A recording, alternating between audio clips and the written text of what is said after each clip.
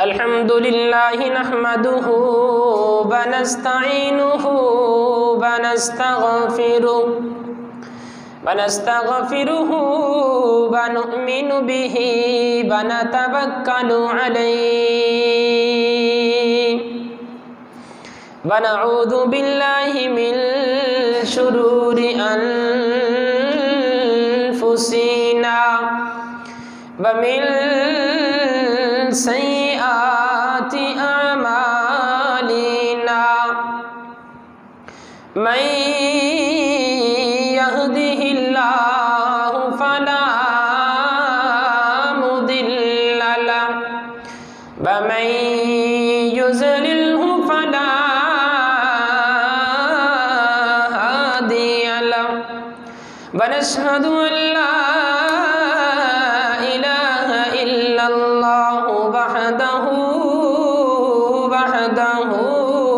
لا شريك له ولا نظير له ولا وزير له ولا مشير له ولا معين له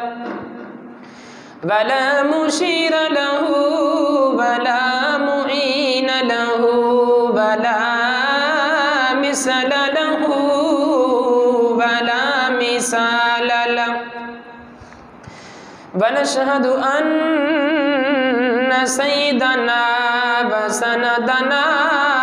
وحبيب ربنا سيدنا وسندنا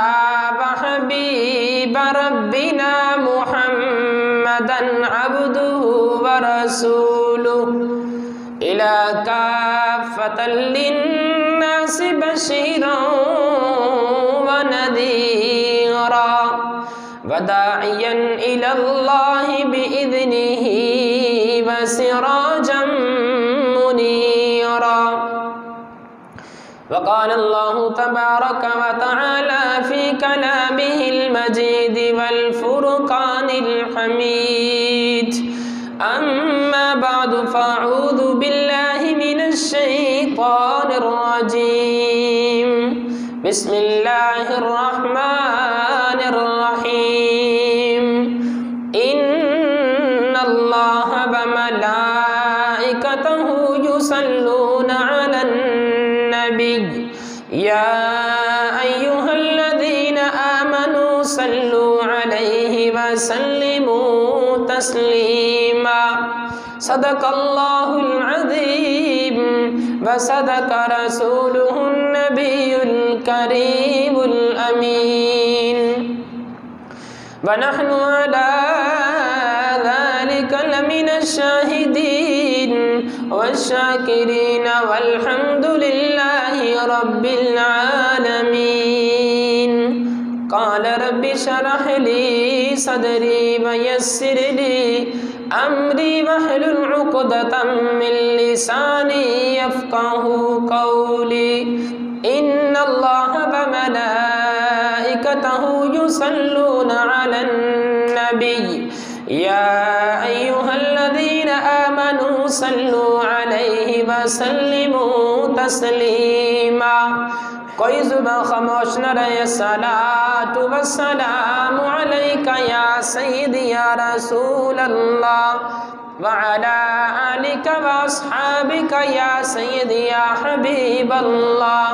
الصلاة والسلام عليك يا سيدي يا رحمة للعالمين وعلى آلك وأصحابك يا سيدي يا خاتم النبيين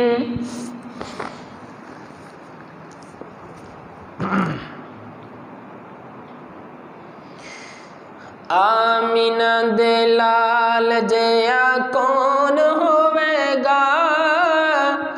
اس بے مثال جیا کون ہوئے گا آمینہ دے لال جیا کون ہوئے گا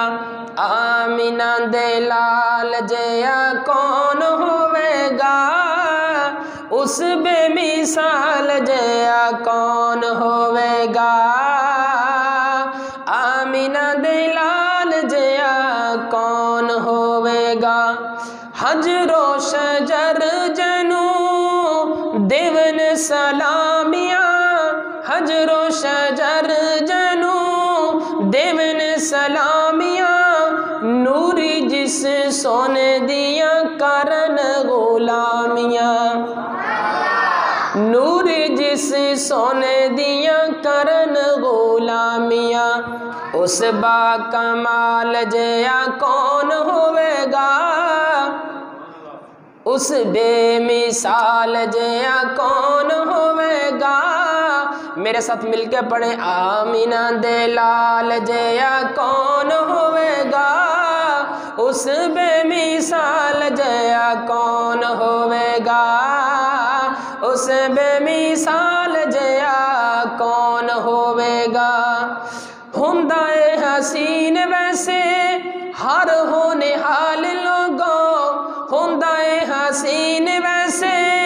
ہر ہونے حال لوگوں، ساریاں تو ود سونا آمینہ دلال لوگوں، ساریاں تو ود سونا آمینہ دلال لوگوں، آمینہ دے بال جیا کون ہوئے گا، اس بے مثال جیا کون ہوئے گا، آمینہ دے لال جیا کون ہوئے گا۔ دلہا رسول تے دلہن صدیقائے، دلہا رسول تے دلہن صدیقائے، بیٹی صدیق دیتے آقا دی رفیقائے، بیٹی صدیق دیتے آقا دی رفیقائے، اس گران بے مثال جیا کون ہوئے گا، آمینہ دے لال جیا کون ہوئے گا، اس بے مثال جیا کون ہوئے گا۔ ارشد کتنا بلند علی شان ہے، ارشد کتنا بلند علی شان ہے، کعبے اتے چڑھ جس دیتی ہے اذان، کعبے اتے چڑھ جس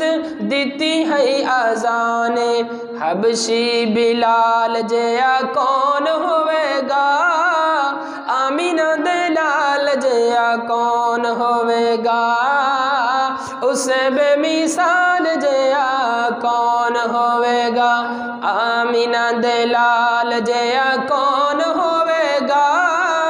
اس بے مثال جیا کون ہوئے گا، آمینہ دے لال جیا کون ہوئے گا۔ ہر قسم کی حمد و ثنا، لاکھوں کروڑوں درود پاک امام الانبیاء، فخر الانبیاء، سید الانبیاء و سید المرسلین، مولا کل، فخر الرسل، ہادی سبل، تاج رسل، ختم الرسل، مولا کائنات، فخر موجودات، بدر الدجا، شمس الضحیٰ، سید انس و جاں، والی کون و مکان، فخر دو جہاں، مولا کائنات، فخر موجودات، شہ نشین مہوشاں، واللیل کے زلف والے، والضحیٰ کے مکھڑے والے، آمینہ کے لال احمد مجتبیٰ، حضرت محمد مصطفیٰ، سرور کونین، سب کہو صلی اللہ علیہ وآلہ وسلم کی ذات گرامی پر میرے نہایت ہی محترم بھائیوں، دوستوں اور بزرگوں، میں نے آپ کے سامنے قرآن مجید فرقان حمید میں سے ایک آیت کریمہ تلاوت کی ہے، جس میں اللہ تبارک و تعالی نے ارشاد فرمایا، ان اللہ و ملائکتہ یصلون علی النبی یا ایہا الذین آمنوا صلوا علیہ وسلموا تسلیما۔ اللہ پاک قرآن پاک میں فرماتا ہے کہ بے شک اس بات میں شک ہی کوئی نہیں کہ وَمَلَائِكَتَهُ، ان اللہ وَمَلَائِكَتَهُ، کہ اللہ بھی، وَمَلَائِكَتَهُ، اور اللہ کے فرشتے بھی میرے حضور پر درود بھیجتے ہیں، اور اللہ رب العزت نے تمام امت مسلمہ کو، مومنین کو، مسلمانوں کو مخاطب کر کے فرمایا کہ یا ایھا الذین آمنوا، اے ایمان والو، صلو علیہ وسلموا تسلیما، تم بھی میرے حضور پر درود بھی بھیجا کرو، میرے حضور پر سلام بھی بھیجا کرو۔ تو محترم دوستو، جو درود لفظ ہے یہ فارسی کا لفظ ہے، اور جو صلاۃ لفظ ہے یہ عربی کا لفظ ہے۔ اس کے معنی رحمت کے ہیں، اس کے معنی رحمت کے ہیں۔ گویا کہ ہم جو درود و سلام حضور پہ پڑھتے ہیں، ہم حضور مکرم رحمت دو عالم صلی اللہ علیہ وآلہ وسلم کے لیے اللہ سے رحمت طلب کرتے ہیں۔ اب یہاں پر سوال یہ ہے کہ جب اللہ نے اپنے حبیب کے بارے میں قرآن پاک میں یہ فرمایا کہ میں نے اپنے حبیب کو رحمت للعالمین بنا کر بھیجا ہے، تمام جہانوں کے لیے رحمت بنا کر بھیجا ہے، تو پھر ہم کون ہوتے ہیں کہ اللہ کے حبیب کے لیے رحمت طلب کریں؟ تو یہاں پر محدثین اور مفسرین نے بڑا پیارا نکتہ لکھا ہے۔ وہ فرماتے ہیں یہ جو ہم رحمت اللہ کے نبی کے لیے اللہ سے دعا کر رہے ہیں، یہ حقیقت میں نبی کے وسیلے سے اپنے لیے ہی اللہ سے رحمت کو طلب کرنا ہے، ورنہ میرے حضور کو ہمارے جو دعا کرتے ہیں ہم رحمت اللہ کے نبی کے لیے مانگ رہے ہیں، اللہ کے نبی کو اس کی حاجت نہیں ہے، بلکہ اللہ نے تو اپنے حبیب کو رحمت للعالمین بنا کر بھیجا ہے۔ درود اس پر کہ جس کا تذکرہ عین عبادت ہے، درود اس پر کہ جس کی زندگی رحمت ہی رحمت ہے۔ محترم سامعین، حضرت انس بن مالک رضی اللہ تعالی عنہ روایت کرتے ہیں، حضور سرور دو جہاں، فخر دو جہاں، سرور کائنات صلی اللہ تعالی علیہ وآلہ وسلم کا فرمان عالی شان ہے، قیامت کا دن ہوگا، جو زمین ہے یہ تانبے کی ہوگی اور تنور کی طرح آگ برسا رہی ہوگی، اور جو سورج ہے وہ انسان کے سر پر ہوگا، وہ بھی آگ برسا رہا ہوگا، حتیٰ کہ ہر ایک شخص کو اتنا پسینہ آئے گا، اتنا پسینہ آئے گا، انسان اپنے ہی پسینے میں شرابور ہو کر اپنے ہی پسینے میں ڈوبتا چلا جائے گا، حتیٰ کہ انسان کا جو اپنے جسم کا پسینہ اتنا بہے گا کوئی اس ٹھوڑی تک آ جائے گا۔ تو میرے حضور نے فرمایا 11 قسم کے لوگ ایسے ہیں جن کو اللہ خالق لم یزل اس وقت اس پسینے سے بھی محفوظ فرمائے گا اور اپنے عرش کا سایہ بھی عطا فرمائے گا۔ میرے حضور نے 11 قسم کے لوگ بتائے۔ حضرت انس بن مالک رضی اللہ تعالی عنہ اس روایت کے راوی ہیں۔ میرے حضور نے پہلے نمبر پہ ارشاد فرمایا وہ شخص جو سخت سردی کے موسم میں مسجد کی طرف آئے اور اپنے اعضاء کو اچھی دھو کر وضو کرے، اللہ پاک اس کو بھی اس وقت بچائے گا اور اپنے عرش کا سایہ عطا فرمائے گا۔ اور دوسرے نمبر پہ ارشاد فرمایا جو شخص سخت سردی بھی ہو،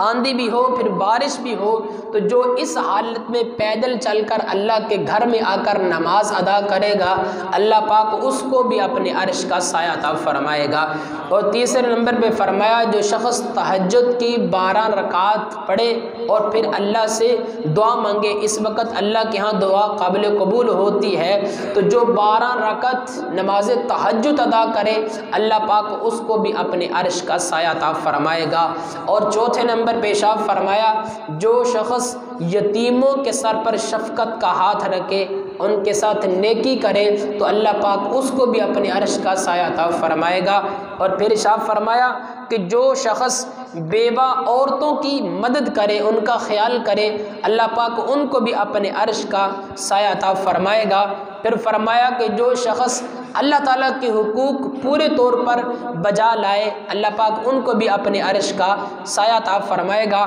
پھر فرمایا کہ جو شخص اپنے دامن کو بچا کے رکھے، یعنی حرام چیزوں سے اپنے دامن کو بچا کے رکھے گا، اللہ پاک اس کو بھی اپنے عرش کا سایہ عطا فرمائے گا۔ پھر فرمایا کہ جو میری امت کے رنج کو، دکھوں اور تکلیفوں اور پریشانیوں کو دور کرے، اللہ پاک اس کو بھی اپنے عرش کا سایہ عطا فرمائے گا۔ پھر فرمایا کہ جو شخص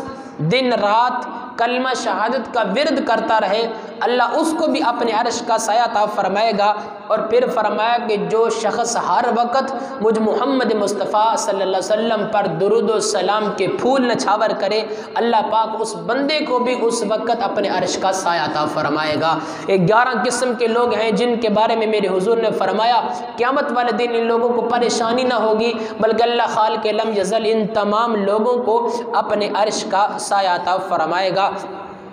حضرت ام المؤمنین حضرت امی عائشہ صدیقہ رضی اللہ تعالی عنہا روایت کرتی ہیں، فرماتے ہیں کہ ایک رات عشاء کے بعد میں اپنے حجرے میں بیٹھی تھی کہ چراغ جل رہا تھا اور میں سوئی کے ساتھ وہ کپڑا سلائی کر رہی تھی۔ کپڑا سلائی کرتے کرتے وہ چراغ بجھ جاتا ہے۔ جب چراغ بجھ گیا تو اتنے میں میرے حضور عشاء کی نماز ادا کر کے گھر میں تشریف لائے۔ میرے حضور پاک صلی اللہ علیہ وسلم کا چہرہ انور اتنا روشن تھا، اتنا منور تھا کہ پورے کا جو پورا حجرہ تھا وہ چمک اٹھا، حتیٰ کہ جو میری سوئی گر گئی تھی وہ مجھے سوئی بھی مل جاتی ہے۔ میرے حضور پاک علیہ الصلوۃ والسلام کا چہرہ مبارک اتنا روشن تھا، اور کسی نے کیا خوب کہا کہ جن کے ہاتھوں کے بنائے ہوئے ہیں اے حسن و جمال، اے حسین تیری ادا اس کو اتنی پسند آئی ہے، ایسا تجھے خالق نے ترے حدار بنایا کہ یوسف کو تیرا طالب دیدار بنایا ہے۔ اے یا رسول اللہ صلی اللہ علیہ وسلم، آپ کا چہرہ مبارک اس قدر روشن اور منور ہے کہ مجھے اپنی گم شدہ سوئی بھی مل گئی ہے۔ میرے امام بولے جن کے آنے سے روشن زمانہ ہوا، ایسے آقا کی آمد پہ لاکھوں سلام۔ اس قدر میرے حضور کا چہرہ مبارک روشن اور منور تھا۔ تو حضرت امی عائشہ صدیقہ رضی اللہ تعالی عنہا نے اتنی بات کی تو میرے حضور نے فرمایا اے عائشہ، افسوس اور ہزار افسوس ہے اس شخص پر جو قیامت کے دن میرا دیدار نہ کر سکے گا۔ امی عائشہ صدیقہ رضی اللہ تعالی عنہا نے عرض کی یا رسول اللہ کون ہے وہ شخص جو آپ کا دیدار نہ کر سکے گا؟ تو میرے حضور نے فرمایا بخیل ہے وہ شخص جو میرا دیدار نہ کر سکے گا۔ امی عائشہ صدیقہ نے پھر عرض کی یا رسول اللہ وہ بخیل شخص کون ہے جو قیامت کے دن آپ کا دیدار نہ کر سکے گا؟ تو میرے حضور نے فرمایا کہ جب میرے نام نامی اس میں گرامی آئے تو مجھ پہ درود نہ بھیجے وہ میرا دیدار نہ کر سکے گا۔ کس قدر بدبخت ہیں وہ لوگ معاشرے کے اندر جو نہ تو درود و سلام پڑھتے ہیں اور جو پڑھتے ہیں ان پہ بھی اعتراض اور انگلیاں اٹھاتے ہیں۔ اللہ خالق لم یزل ایسے لوگوں سے محفوظ فرمائے اور حضور پاک علیہ الصلوۃ والسلام پر ہر وقت اپنی زبانوں کا یہ ترانہ درود و سلام جاری ہو ساری فرمائے۔ حضرت جابر بن عبداللہ رضی اللہ تعالی عنہما روایت کرتے ہیں میرے حضور علیہ الصلوۃ والسلام نے ارشاد فرمایا جو شخص دن میں یا رات میں 100 مرتبہ مجھ محمد مصطفیٰ صلی اللہ علیہ وسلم پہ درود و سلام بھیجتا ہے اللہ پاک اس کی 100 حاجتیں پوری فرماتا ہے، 30 دنیا کے اندر اور 70 آخرت کے اندر۔ اور آگے میرے حضور علیہ السلام نے ارشاد فرمایا جو شخص مجھ پر درود پاک پڑھنا بھول گیا وہ جنت کا راستہ بھول گیا۔ تو محترم دوستو، حضرت انس رضی اللہ تعالی عنہ روایت کے راوی ہیں، وہ فرماتے ہیں رسول مقبول صلی اللہ تعالی علیہ وآلہ وسلم نے ارشاد فرمایا ایک بار جو شخص ایک بار اخلاص کے ساتھ مجھ محمد مصطفیٰ صلی اللہ علیہ وسلم پہ درود پاک پڑھتا ہے اللہ پاک اس بندے کو ایک مقبول حج کرنے کا ثواب عطا فرماتا ہے۔ صرف ایک دفعہ درود پاک پڑھنے پر ایک مقبول حج کرنے کا اللہ ثواب عطا فرماتا ہے۔ اور پھر میرے حضور نے فرمایا کہ ایک غلام آزاد کرنے کا ثواب عطا فرماتا ہے۔ تو جو بندہ اللہ کے نبی پہ درود بھیجتا ہے تو اللہ اپنے فرشتوں سے فرماتا ہے اے میرے فرشتوں گواہ بن جاؤ جس بندے نے میرے حبیب لبیب صلی اللہ علیہ وسلم پہ درود و سلام کثرت کے ساتھ بھیجا ہے، مجھے اپنی عزت اور جلال اور بزرگی کی قسم ہے اس درود کے ہر حرف کے بدلے میں اپنے اس بندے کو جنت کے اندر ایک محل عطا کروں گا۔ اور پھر فرمایا کہ یہ قیامت کے دن بندہ اس شان و شوکت کے ساتھ میرے حضور میں آئے گا کہ میرے حضور کے ہاتھ میں جو علم ہوگا، جو جھنڈا ہوگا، یہ شخص اس علم کے نیچے چلتا ہوا آئے گا۔ پھر پھر میرے حضور نے فرمایا کہ اس میرے امتی کا جو چہرہ ہے وہ 14ویں کے چاند سے زیادہ بھی روشن ہوگا۔ پھر میرے حضور نے فرمایا کہ جو مجھ پر کثرت کے ساتھ درود بھیجے گا اس کا ہاتھ میرے ہاتھ میں ہوگا، اس شان و شوکت کے ساتھ جنت میں میرے ساتھ داخل ہو جائے گا۔ تو یہ اس شخص کے لیے ہے جو ایک مرتبہ اخلاص کے ساتھ، عاجزی اور انکساری کے ساتھ میرے حضور پاک علیہ الصلوۃ والسلام پہ درود بھیجتا ہے۔ حضرت عبد الرحمن بن ابی لیلہ رضی اللہ تعالی عنہ روایت کرتے ہیں، کہتے ہیں میں نے پوچھا یا رسول اللہ صلی اللہ علیہ وسلم آپ پہ درود و سلام کون سا بھیجا کریں؟ تو میرے حضور نے فرمایا کہ اللہم صلی علی محمد النبی الامی وعلی آلہ وسلم تسلیما، یہ مجھ پہ درود و سلام بھیجا کرو۔ تو میرے حضور نے فرمایا جو بندہ یہ درود و سلام مجھ پر روزانہ بھیجا کرے گا، کل حوض کوثر پر میں اپنے ہاتھوں سے اس کو حوض کوثر کا جام عطا کروں گا۔ اور دوسرے نمبر پہ ارشاد فرمایا کہ جو بندہ کثرت کے ساتھ یہ درود پاک مجھ پہ پڑھتا رہے گا، میں اپنے اس امتی کو دنیا کے اندر ہی رہتے ہوئے اپنا دیدار عطا کروں گا۔ یہ اس شخص کے لیے ہے جو کثرت کے ساتھ میرے حضور پاک علیہ الصلوۃ والسلام پہ درود پاک پڑھتا ہے۔ آگے میں نے ایک اور روایت پڑھی، میں یہ روایت پڑھی تو میں خود حیران ہوا اور تعجب کرنے لگا کہ درود پاک کی اتنی فضیلت ہے کہ انسان اگر گنتی کرنا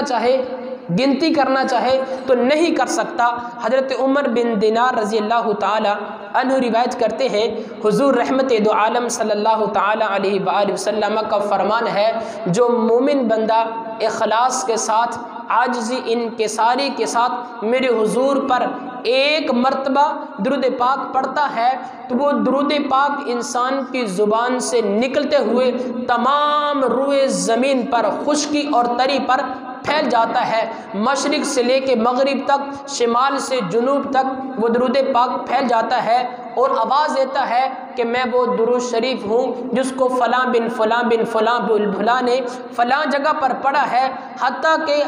کائنات کی ہر مخلوق کی زبان پر وہ ورد جاری و ساری ہو جاتا ہے اور ہر شے اس درود پاک پڑھنے والے کے لیے اللہ سے رحمت اور مغفرت طلب کرنا شروع کر دیتی ہے۔ پھر اللہ تعالیٰ اس درود شریف کو ایک پرندہ پیدا فرماتا ہے، اس درود پاک سے ایک پرندہ پیدا فرماتا ہے اور اس پرندے کے 70,000 بازو ہیں۔ پھر اس پرندے کے 70,000 بازوں پر 70,000 اس کے پر ہیں، پھر ہر چہرے پر 70,000 منہ ہیں، پھر ہر منہ میں 70,000 زبانیں ہیں، پھر ہر زبان پر 70,000 نعتیہ کلام ہیں۔ ہر نعت سے قیامت تک میرے اللہ کی حمد و ثنا بیان ہوتی ہے، اللہ کی تسبیح بیان ہوتی ہے، اللہ کی تقدیس بیان ہوتی ہے، حتیٰ کہ قیامت تک ہوتی رہے گی۔ اور جب سے اس نے درود پاک پڑھا ہے وہ ہزاروں زبانیں، ہزاروں منہ اور لاکھوں کی تعداد میں وہ سارے کے سارے اس جتنا بھی اس کا ثواب ہے اس بندے کے نامہ اعمال میں لکھا جاتا ہے۔ پھر وہ پرندہ ہمیشہ ہمیشہ قیامت تک اس بندے کے لیے مغفرت اور رحمت طلب کرتا رہتا ہے، حتیٰ کہ وہ جتنے لاکھوں کی تعداد میں فرشتے پیدا ہوتے ہیں وہ فرشتے بھی اس بندے کے لیے اللہ سے مغفرت اور رحمت طلب کرتے رہتے ہیں،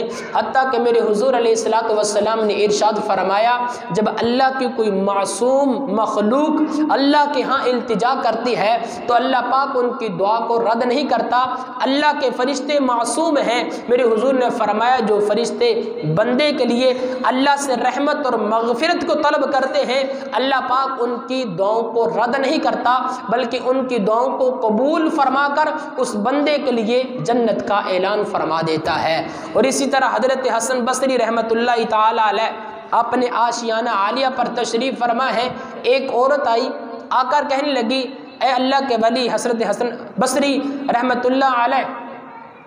میری بیٹی چند دن پہلے فوت ہوئی ہے، جو جوان بیٹی تھی، میں اپنی بیٹی کو خواب میں دیکھنا چاہتی ہوں کہ میری بیٹی اس وقت کس حالت میں ہے۔ تو حضرت حسن بصری رحمۃ اللہ علیہ نے ایک وظیفہ بتایا، اس عورت نے وہ وظیفہ کیا اور رات کو سو جاتی ہے۔ جب سو گئی تو رات کے وقت خواب میں دیکھا کہ بیٹی جو ہے وہ عذاب کے اندر مبتلا ہے اور فرشتے اس کو درے مار رہے ہیں ہاتھوں میں ہتھکڑیاں، پاؤں میں جولان ہے اور فرشتے مار رہے ہیں۔ وہ چیختی چلاتی ہوئی حضرت حسن بصری رحمۃ اللہ علیہ کے پاس آئی، آ کے عرض کی اے اللہ کے ولی میں نے بیٹی کو دیکھا ہے، وہ تو عذاب کے اندر مبتلا ہے، اس کے ہاتھوں میں ہتھکڑیاں ہیں، فرشتے اس کو دروں سے مار رہے ہیں، وہ تو عذاب کے اندر مبتلا ہے، وہ تو ظلم برداشت کر رہی ہے، اے اللہ کے ولی کچھ کیجئے۔ تو حضرت حسن بصری رحمۃ اللہ علیہ نے فرمایا کہ بہن تم چلی جاؤ، میں خود دیکھوں گا۔ حضرت حسن بصری رحمۃ اللہ علیہ نے رات کو خود وظیفہ کیا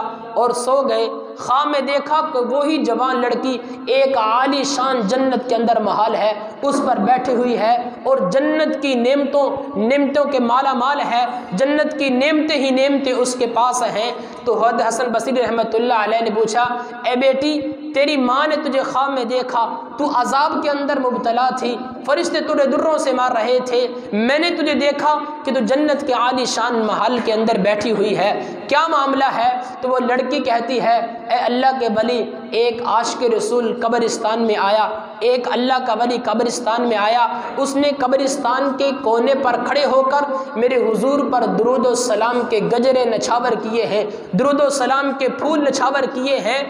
قبرستان کے اندر 70,000 مردے جو عذاب کے اندر مبتلا تھے، مگر اس اللہ کے ولی کے درود و سلام پڑھنے کی وجہ سے اللہ پاک نے 70,000 مردوں کو عذاب سے نکال کر جنت کے عالی شان محل عطا فرما دیے ہیں۔ یہ درود و سلام کی برکت ہے، درود و سلام کی برکت ہے، یہ اخلاص کی برکت ہے، یہ عاجزی انکساری کی برکت ہے۔ ابو ہریرہ رضی اللہ تعالی عنہ روایت کرتے ہیں ابن عباس حضرت عبداللہ ابن عمر رضی اللہ تعالی عنہ خانہ کعبے کا طواف کر رہے تھے، دوران طواف ایک شخص کو دیکھا جو طواف کر رہا تھا اور طواف کے دوران ہر لمحہ، ہر لحظہ، ہر گھڑی دیگر تسبیحات اور دعاؤں وغیرہ کی جگہ پر بھی اس نے درود و سلام اپنی زبان پہ جاری کر رکھا تھا۔ تو حضرت عبداللہ بن عباس رضی اللہ تعالی عنہما نے پوچھا کہ تو نے دیگر دعاؤں کی بجائے، دیگر تسبیحات کی بجائے تو نے صرف درود و سلام ہی اپنی زبانوں پر جاری و ساری کر رکھا ہے، کیا تیرے پاس اس کی کوئی دلیل موجود ہے؟ وہ پوچھنے لگا کہ تم کون ہو؟ میں بتایا کہ میں عبداللہ بن عباس صحابی رسول ہوں۔ تو وہ شخص بتانے لگا، کہنے لگا میں ملک شام سے ایک بار چلا تھا، راستے میں میرا باپ میرے ساتھ تھا، چلتے چلتے ایک جگہ پر ہم نے قیام کیا کہ میرا باپ سخت بیمار تھا، وہ بیماری کی حالت سے سنبھل نہ سکا اور دنیا سے چل بتا، میرے دیکھتے ہی دیکھتے وہ انتقال کر گیا اور اس کا چہرہ سیاہ ہو گیا، اتنا چہرہ سیاہ ہوا کہ میں دیکھ نہ سکا۔ میں نے جلدی سے وہ کپڑا اپنے باپ کے چہرے پہ ڈال دیا اور ڈال کر میں حسرت، افسوس اور صدمے کے ساتھ نڈھال ہو گیا، حتیٰ کہ جب میں تھک ہار گیا تو مجھے نیند آ گئی۔ جب نیند کا غلبہ ہوا تو میں نے خواب کی حالت میں دیکھا ایک خوبصورت ترین شخص آیا ہے،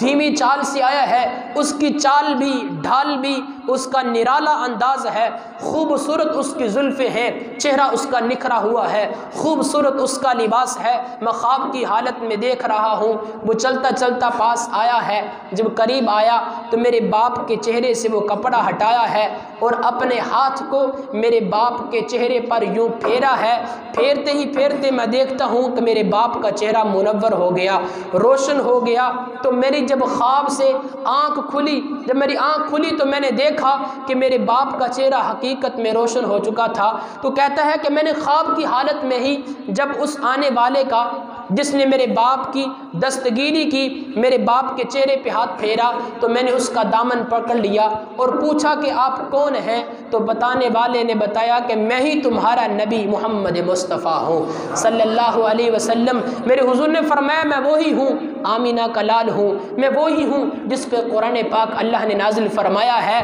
آپ کا باپ گناہ گار ضرور تھا، سیاہ کار ضرور تھا، تیرا باپ نافرمانیاں ضرور کرتا رہا، لیکن ساری زندگی تیرے باپ کی زبان پر درود و سلام کے جملے جاری و ساری تھے۔ آپ کے باپ نے اس عذاب کی حالت میں ہماری بارگاہ میں آ کر فریاد رسی کی ہے، تو میں آپ کے باپ کے لیے آیا تھا کہ آپ کا باپ ساری زندگی مجھ پر درود و سلام پڑھتا رہا۔ تو اللہ خالق لم یزل نے اس کے باپ کے چہرے کو چاند سے بھی زیادہ روشن کر دیا۔ یہ درود و سلام کی برکت ہے، یہ درود و سلام کی فضیلت اور مقام ہے۔ حضرت سید احمد کبیر رفاعی رحمۃ اللہ تعالی علیہ، یہ بہت بڑے اللہ کے ولی ہو کر گزرے ہیں۔ 555 ہجری کے اندر یہ چلتے ہوئے میرے حضور پاک علیہ الصلوۃ والسلام کے آشیانہ اعلی پر تشریف لائے، میرے حضور پاک علیہ الصلوۃ والسلام کے پاس تشریف لائے۔ یہ میں فضیلت درود و سلام کی اس لیے عرض کر رہا ہوں، پچھلا جمعہ بھی اسی پر تھا، یہ جمعہ بھی اسی پر ہے، یہ فضیلت درود و سلام کی اس لیے عرض کر رہا ہوں کہ میرے حضور پر نور صلی اللہ تعالی علیہ وآلہ وسلم کا فرمان عالی شان ہے۔ امی عائشہ صدیقہ رضی اللہ تعالی عنہ اس روایت کے راوی ہیں، وہ فرماتے ہیں کہ یا رسول اللہ صلی اللہ تعالی علیہ وسلم، جیسے ہی یہ شعبان کا مہینہ آتا ہے تو شعبان کے مہینے کی آمد سے ہی آپ کثرت کے ساتھ روزے رکھنا شروع کر دیتے ہیں۔ رمضان اور شعبان کے علاوہ باقی 10 مہینے بھی ہیں، لیکن باقی 10 مہینوں کے اندر آپ اتنے روزے نہیں رکھتے جتنے کہ کثرت کے ساتھ شعبان کے اندر روزے رکھتے ہیں۔ تو میرے حضور علیہ الصلوۃ والسلام نے ارشاد فرمایا، عائشہ آپ کو نہیں علم، اس مہینے کے اندر مومنین کے، مسلمانوں کے جو اعمال ہیں وہ اللہ کے حضور میں پیش کیے جاتے ہیں، تو میں اس لیے کثرت کے ساتھ روزے رکھتا ہوں کہ جب میرے اعمال بھی اللہ کے حضور میں پیش کیے جائیں تو میں روزے کی حالت میں ہوں۔ تو دوستو، میرے حضور پاک علیہ الصلوۃ والسلام کی زندگی ہمارے لیے نمونہ اور مثال ہے۔ شعبان کا مہینہ ہے، اس کی بے حد فضیلت ہے۔ میرے حضور علیہ الصلوۃ والسلام نے یہ فرمایا ہے، الشعبان شہر اللہ، یہ شعبان کا مہینہ تو اللہ کا مہینہ ہے۔ پوری حدیث پاک یہ ہے کہ اس سے پہلے رجب کا مہینہ ہے، میرے حضور نے فرمایا کہ رجب میرا مہینہ ہے، الشعبان شہر اللہ، اور شعبان اللہ کا مہینہ ہے، اور پھر فرمایا کہ آگے جو رمضان کا مہینہ آ رہا ہے وہ میری امت کا مہینہ ہے۔ تو میرے حضور نے فرمایا اس مہینے کی فضیلت تمام مہینوں پر ایسے ہی ہے جیسے اللہ تعالیٰ کی فضیلت تمام کائنات پر ہے۔ اس لیے میرے حضور علیہ الصلوۃ والسلام نے فرمایا، اے میرے صحابہ، تم بھی شعبان آتے ہی روزے رکھا کرو۔ صحابہ کرام کا معمول بھی یہی تھا کہ جیسے ہی یہ شعبان کا مہینہ شروع ہوتا تو صحابہ کرام کثرت کے ساتھ روزے بھی رکھتے، قرآن پاک کی تلاوت بھی کرتے، گویا کہ جو رمضان المبارک کی تیاری ہوتی تھی وہ شعبان کے مہینے میں ہی شروع کر دیا کرتے تھے، زکوٰۃ ادا کیا کرتے تھے، صدقہ نکال دیا کرتے تھے، خیرات کیا کرتے تھے، کثرت کے ساتھ روزے رکھا کرتے تھے۔ میں نے آپ کے سامنے جو درود و سلام کی فضیلت بیان کی ہے وہ اس لیے کی ہے کہ ہر وقت اپنی زبان پر درود و سلام کے گجرے نچھاور کرتے رہیں، درود و سلام کے جو گجرے ہیں، پھول ہیں، ان کو نچھاور کرتے رہیں۔ ہمارے بھی اعمال نامے اس مہینے کے اندر اللہ کے حضور میں پیش کیے جائیں گے، تو ہم بھی جب درود و سلام پڑھتے رہیں، میرے حضور نے فرمایا جو بندہ اخلاص، عاجزی، انکساری کے ساتھ درود و سلام پڑھتا ہے تو اللہ پاک اس بندے کو گناہوں سے ایسے پاک اور صاف کر دیتا ہے جیسے آج ہی ماں کے پیٹ سے پیدا ہوا ہے۔ میرے حضور نے فرمایا کہ درود و سلام پڑھنے سے انسان پر جو تنگی آتی ہے، جو مشکلات آتی ہیں، جو پریشانی آتی ہیں، وہ درود و سلام کے پڑھنے سے ختم ہو جاتی ہیں۔ میرے حضور نے فرمایا کہ درود و سلام پڑھنے سے انسان پر جو رزق کی تنگی آتی ہے، اللہ پاک رزق کی تنگی کو دور فرما کر فراوانی عطا فرما دیتا ہے۔ میرے حضور نے فرمایا کہ درود و سلام پڑھنے سے انسان کے تمام گناہوں کو ختم کر کے نیکیوں میں تبدیل کر دیا جاتا ہے۔ میرے حضور نے فرمایا کہ انسان جب درود و سلام پڑھتا ہے تو اس کے تمام گناہوں کو مٹا دیا جاتا ہے۔ تو اپنی زبانوں پر ہر وقت درود و سلام کے جملے جاری و ساری رکھیں۔ ہمارے بھی اعمال جب اللہ کے حضور میں پیش کیے جائیں تو ہماری زبانوں پر درود و سلام کے گجرے ہوں۔ اللہ خالق علم یزل سے دعا ہے کہ اللہ پاک ہمیں زیادہ سے زیادہ درود و سلام کے پھول نچھاور کرنے کی توفیق عطا فرمائے۔ وما علینا الا البلاغ المبین۔